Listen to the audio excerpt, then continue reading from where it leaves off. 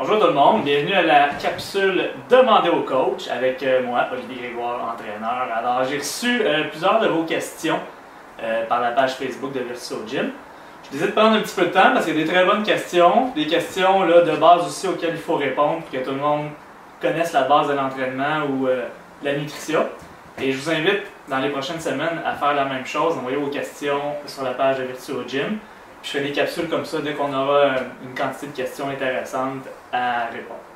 Donc je commence sur une première question de la part de Marc qui demande « Est-ce nécessaire de travailler les jambes? » Marc, non seulement c'est nécessaire de travailler les jambes, mais en plus c'est en travaillant tes jambes que tu auras les meilleurs résultats pour plusieurs raisons. Premièrement, les muscles des jambes sont des groupes musculaires plus importants que les groupes musculaires du haut du corps, donc dépensent plus d'énergie lorsque tu les travailles. Non seulement ça, donc si c'est un objectif de perte de poids ou de mise en forme, travailler tes jambes, ça va donner des meilleurs résultats. Et si ton objectif, ça serait un gain de masse musculaire, le fait de travailler tes jambes en force ou en répétition d'hypertrophie va faire en sorte que tu vas produire plus d'hormones de croissance naturellement dans ton corps et donc tu auras de meilleurs gains, même au niveau de ton haut de corps lorsque tu feras tes exercices de haut de corps. Donc les jambes, c'est la base de tout, c'est le plus important. Une autre question de la part de Annie. Pourquoi calculer sa fréquence cardiaque? La fréquence cardiaque, c'est important de le calculer, surtout pour les athlètes de sport d'endurance. Tout simplement parce qu'il faut connaître la fréquence cardiaque qui est dangereuse pour vous. La formule est assez simple, c'est 220 moins votre âge. Fait que si, exemple, j'ai 20 ans et j'ai une fréquence cardiaque de 198 à l'effort, je suis vraiment dans le plus haut de ce que je devrais aller dans mes fréquences cardiaques. Si je suis rendu dans le 205, là, il y a peut-être un petit risque. Fait qu'il faut faire attention. Si vous avez des fréquences cardiaques hautes déjà au repos, faire un petit peu plus attention à ça aussi. L'autre raison pour laquelle on peut calculer les fréquences cardiaques, c'est pour savoir dans quel type d'exercice on est en train de faire. C'est-à-dire, si je veux perdre du poids en faisant un entraînement cardiovasculaire à bas régime, il faut que je me maintienne dans un range, je dirais, de 70% de ta fréquence cardiaque maximale, que tout à l'heure on explique qui est calculé avec 220 moins ton âge.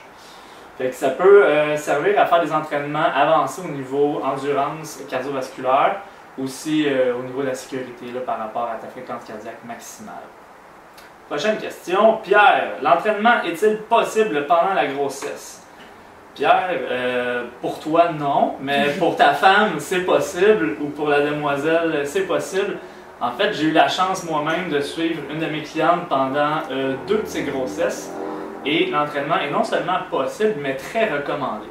Par contre, c'est important pour la dame qui est enceinte de consulter son médecin pour savoir si elle a une grossesse normale. Dans le cas d'une grossesse normale, c'est pas un problème, il faut juste éviter les exercices à risque, par à risque on entend qui peuvent occasionner des chutes et selon certaines personnes, des fois il va falloir éviter les sauts ou les impacts prolongés. Mais dans ce qui a trait aux entraînements de base ou même à la course, si c'est une grossesse normale et qu'il n'y a pas de contre-indication du médecin, c'est très bénéfique, ça va faciliter l'accouchement et surtout faciliter le retour à l'entraînement et le retour à la forme suite à la grossesse. Steve nous demande quoi manger avant l'entraînement et après. C'est une excellente question, puis il n'y a pas une réponse fixe à donner à ça. Ça dépend beaucoup de à quel moment de la journée tu t'entraînes. Il y a des gens qui vont faire des entraînements avant le déjeuner, entraînement à jeun. Certaines recherches tentent à dire que c'est facilitateur pour la perte de poids. Par contre, si ton objectif c'est gain de masse musculaire ou des trucs dans ce genre-là, ben là c'est vraiment pas l'idéal. Habituellement, une collation une demi-heure avant l'entraînement qui contient des protéines puis des glucides, c'est la base. Et un autre repas ou collation suivant l'entraînement dans ce qu'on appelle la fenêtre anabolique, c'est le 30 minutes suivant l'entraînement, où ton corps est le plus réceptif à refaire ses réserves de glycogène musculaire et à utiliser les protéines pour la fabrication de nouvelles fibres musculaires. Donc, une collation avant et après, c'est l'idéal. Ce qu'on suggère, c'est soit un fruit avant, après, ça c'est de base, et un apport en protéines. Ça pourrait être un fromage élevé en protéines, ça pourrait être un shake de protéines, de petits laits, sont des bons exemples. C'est sûr que si tu as l'heure du souper peu longtemps après ton repas, pas après ton repas, mais après ton entraînement, excuse-moi, ben là tu peux peut-être laisser faire la collation puis tout de suite prendre ton repas, tant que c'est un repas équilibré. Martine me demande comment se fixer des objectifs. C'est assez vague comme question, mais les objectifs devraient être fixés en fonction de tes valeurs puis de ce que toi tu veux aller chercher dans ton entraînement. Ça peut être soit juste la remise en forme physique, ça peut être un changement au niveau de ton physique, c'est-à-dire de ta composition corporelle. Ça peut être en performance. Il y a beaucoup d'athlètes qui s'entraînent pour augmenter leur performance. C'est très, très, très personnel à chacun.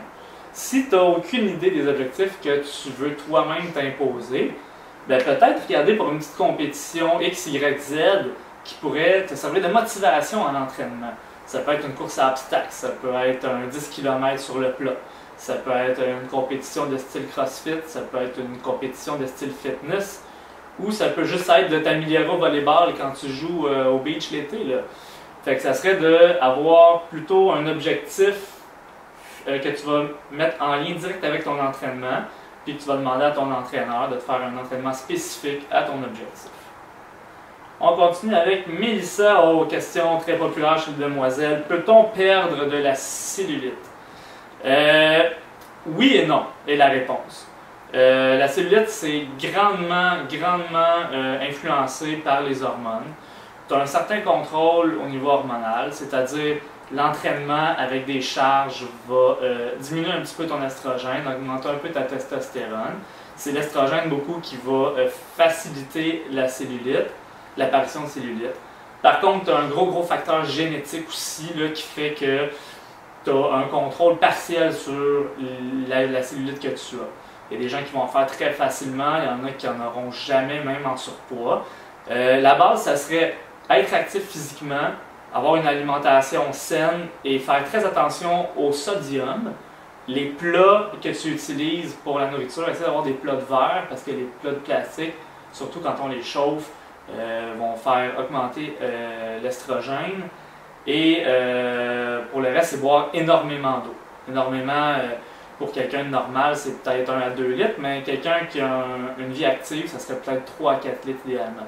Fait que moi, souvent, je dis à mes clients, ayez 500 ml par repas collation, puis on suggère 3 repas de collation par jour en général là, pour la moyenne des gens qui sont actifs physiquement. Fait que déjà, tu es à 3 litres d'eau.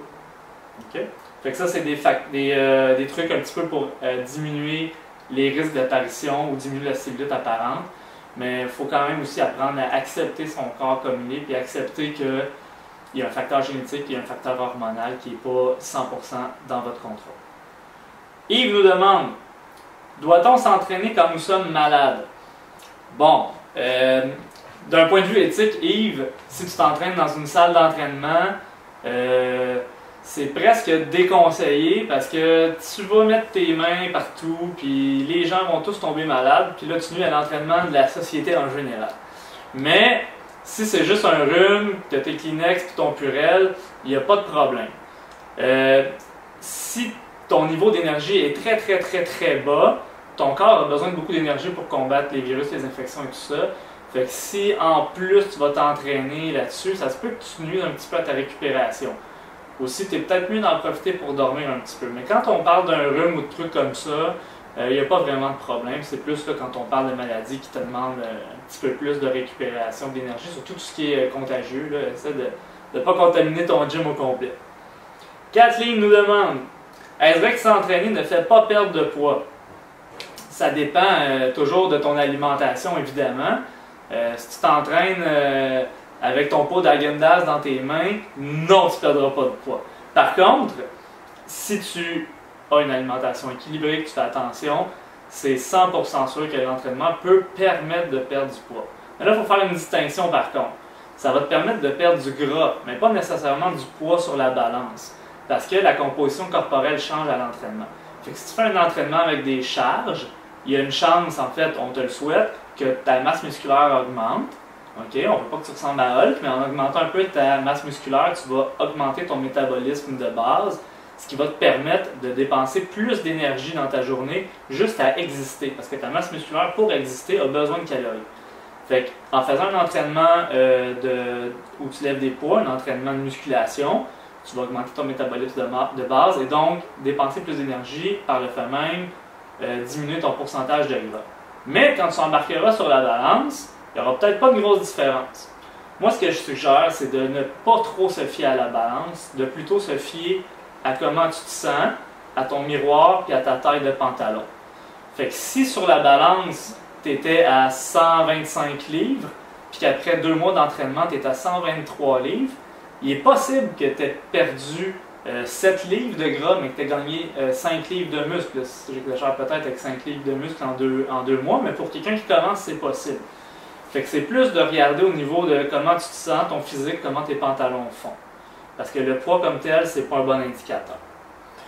J'espère que ça a répondu à la plupart de vos questions. Gênez-vous pas, envoyez-en, puis je vais y répondre dans les prochaines capsules. C'était Demander au coach. Merci!